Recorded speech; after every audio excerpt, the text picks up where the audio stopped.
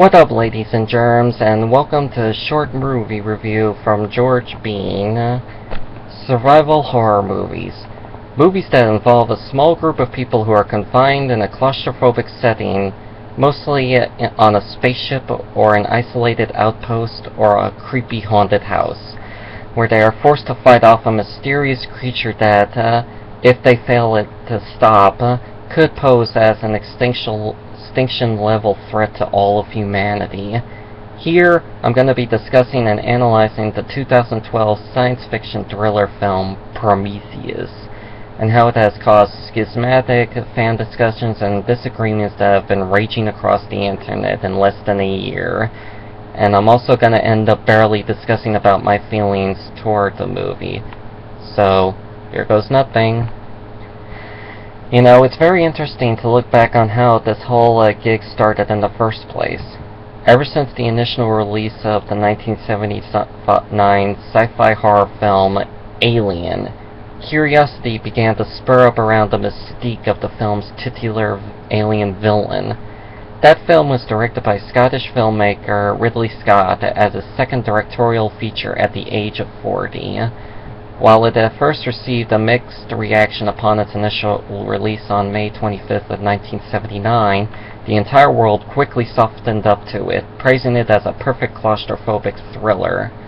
The movie is basically described as a haunted house movie in space, with the old creaky house instead now being a spaceship out in the far, lonely reaches of space, and the monster now being a hostile alien being with the survival instincts of an apex predator.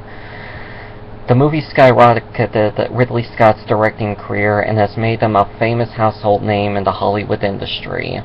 While Alien has satisfied people across the globe with its claustrophobic, tension-building, slow-burning tension, it began to kindle up curious questions like a firestorm, such as, where exactly does the titular alien come from? Who is that titan-like alien pilot sitting on that giant gun-like chair? What was that horseshoe-like alien ship he was captaining? What was his purpose for cargoing the aliens? Why did he crash on the LV-426? Etc., etc.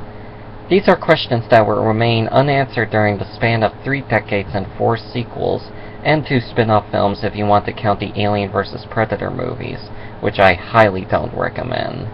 On an interesting note, Ridley Scott himself believed that the derelict spaceship was actually an alien version of a stealth bomber, and the eggs are actually biological weapons that are dropped on the target planet to destroy whatever enemies they combat. And somehow something happens aboard the ship, attacking the pilot, causing him to crash on the planetoid that would become LV-426, and sending out a beacon warning anyone to stay away from the planet. Good theory, you know? The first sequel, the 1986 sci-fi action thriller Aliens, which helped skyrocket its director James Cameron's career from a level 1 penniless rookie to a level 3 hotshot for money, gave a minor exploration for the xenomorphs race. They were a hive species, like the ants or the bees, all under the order of a big queen. And the movie reveals it to be all true when our protagonist finally encounters and battles the Xenomorph Queen, or Xeno Queen as I'd call it, which spawns all the Xenomorph drones. But it still did not explain what that horseshoe-like that derelict ship, nor its pilot, dubbed the Space Jockey, were there for. As the ship has formed with the planet's surface, like what happens to a sunken ship on the ocean floor, it becomes an artificial reef. During the early development of Alien 3 around 1988, when Fox was in desperate need of a box office hit, Finnish film director Renny Harlin was attached to the project. His approach for the film was to travel to the xenomorph's homeworld and explore the aliens' intelligence and evolution, but also didn't want it to be a rehash of the first 2 films. Producers David Giller and Walter Hill rejected the concept, I believe claiming it was too expensive at the time, which is true, but it would have been a cool idea. After receiving a completely different and crappy script by Eric Red, Harlan then jumped ship, and would later to go on to direct Die Hard 2 and Cliffhanger. But the Alien Homeworld concept did end up forming the basis for the Dark Horse Comics adaptations of the Alien franchise. Some other comic adaptations even explored who the giant alien, who the space jockey was and what civilization he came from, but it was still not good enough for us fans, and we still wanted more answers, supposedly. After the lackluster reception of Alien Resurrection in 1997, a script for a planned Alien 5 was intended to be set on Earth, but lead actress Sigourney Weaver, who plays protagonist Ellen Ripley, was not interested in that setting, and had sought to return the story to the planetoid LV-426 from the first film. Weaver has remained open to the fifth installment on the condition that she likes the story, and in 2002, Ridley Scott and James Cameron were planning on the plot for a fifth Alien film that would explore the engineered origins of both the titular aliens and the space jockey. But then something happened. Studio 20th Century Fox had greenlit a crossover spin-off film titled Alien vs. Predator, which was released in 2004, directed by Paul W.S. Anderson of Event Horizon fame, thus putting Alien 5 to a grinding halt. This disappointed Cameron, claiming the crossover idea was a very bad idea. Personally, Jim, I couldn't agree more. On May of 2009, it was officially announced. The one thing that has been looming in the distant horizon for 30 years. 20th Century Fox announced what they called a reboot of the Alien franchise, but soon afterwards confirmed it to be a prequel to the first Alien film, with Ridley Scott involved in the project. To Xenofans, the news of Scott returning to make an Alien film was a long-desired wish come true, as they felt he could rekindle the dormant franchise's former glory. But what came next was the lasting clash of do's and don'ts on the project. Scott originally selected former television advertisement director Carl Eric Ringe to direct the prequel, but Fox fiercely disagreed and was only interested in pursuing the project on the primary condition that Scott directed. So Scott gave in and was contracted to direct the film. Newcoming screenwriter John Spates, whom after impressing Scott with his spec script for a sci-fi romance titled Passengers, which was initially planned to be made with Keanu Reeves starring in it, but is currently in development hell, was hired to write the script based on his pitched idea for the Alien prequel. Spates' original script, which went through multiple working titles such as Alien Engineers, Alien Genesis, and Alien LV-426, or hell, even Alien Origins, holds many differences between this script and the vinyl film. They are as follows. The planetoid the science crew traveled to was LV-426, not LV-223 as the film describes through a small blink-and-you'll-miss glimpse. We'll get to this point on explaining this change later on. The spaceship the crew were traveling on was not called the Prometheus, but the Magellan. The name was changed to make reference to the ancient titan Prometheus, who defied his gods and gave fire to humanity. He was punished for his crime and was chained to a giant stone with an eagle or hawk, I think, coming to eat his liver, only for his liver to grow back the next day for the eagle to come back and eat it again. so. The character Peter Whalen never appears in the third act alive. Never appears in the movie alive. He is featured only in the short prologue in the opening, and he's dead for the rest of the story in the script. But the sinister presence of his company still lurks in the story, and is much larger has a much larger presence in this than any of the other Alien films. In the script, the android David was more of an outright sinister villain. He even left protagonist Shaw restrained so that a facehugger can attach itself onto her face.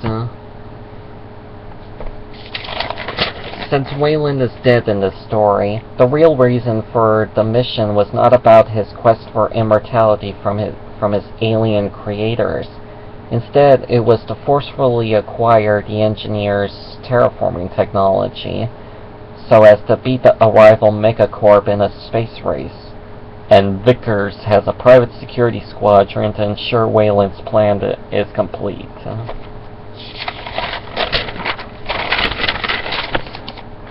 Most important of all, the original script did not have the black liquid and urns as the engineers' weapons.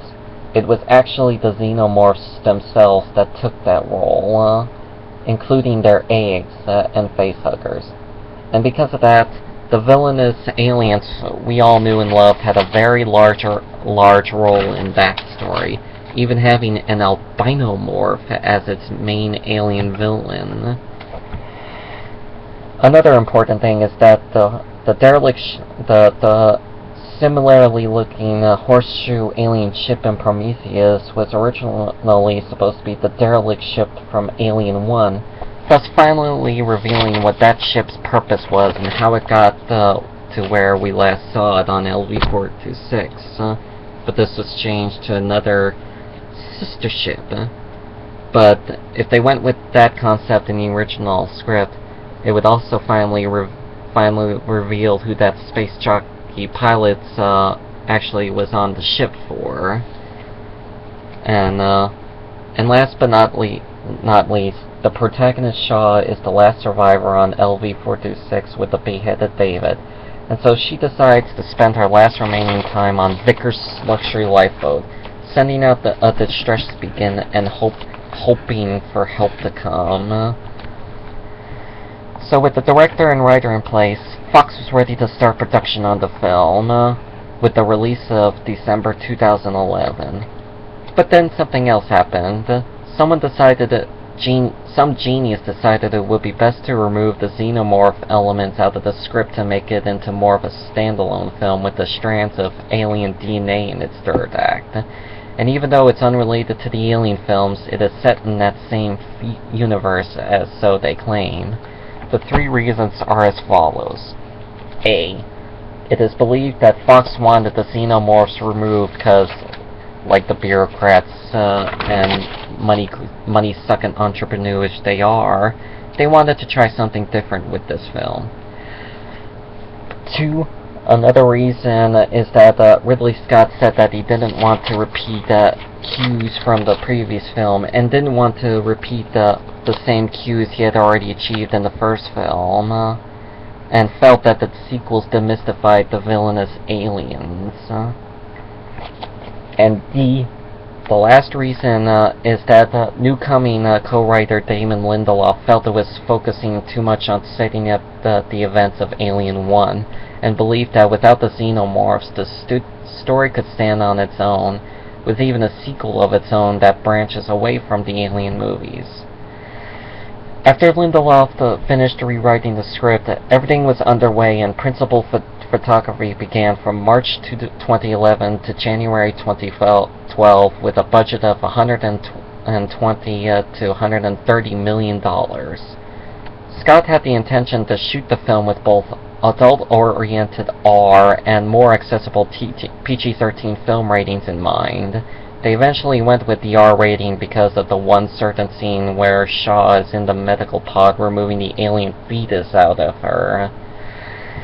The movie was also influenced by certain other aspects in the long-distant past.